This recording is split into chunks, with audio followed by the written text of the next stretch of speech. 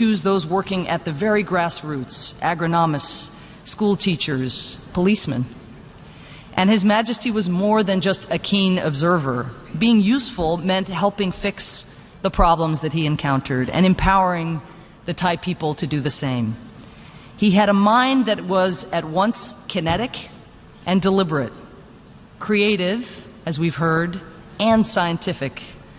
Over the course of his life, he registered nearly 40 patents and trademarks, often for inventions that he built, tested, and modified himself, and most of which aimed at tackling everyday problems faced by the poor.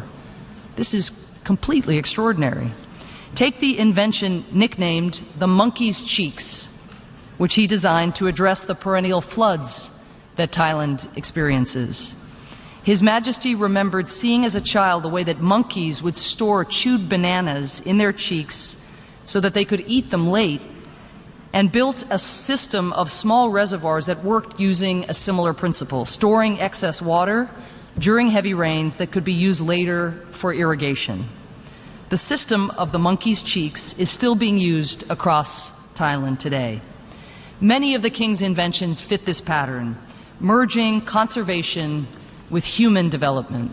He was decades ahead of the curve in recognizing that what was environmentally sustainable was crucial to the long-term health of communities.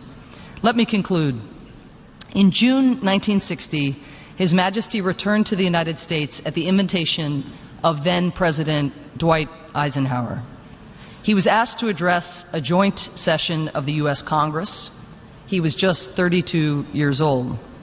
Speaking to Congress, His Majesty said that he had accepted the invitation in part because of what he called the natural human desire to see my birthplace, Cambridge, which he returned to on that trip. But he also came, he said, to affirm our two nations' unique friendship and shared values. As he put it, friendship of one government for another is an important thing, but it is friendship of one people for another that assuredly guarantees peace and progress. His Majesty told members of the U.S. Congress that there was one tradition valued above all others for the Thai people: the commitment to family.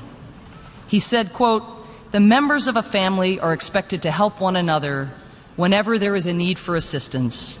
The giving of aid is a merit in itself. The giver does not expect to hear others sing his praises every day, nor does he expect any return. The receiver is nevertheless grateful. He too, in his turn, will carry out his obligations." End quote. Now, the King was speaking about the bonds and generosity among members of Thai families.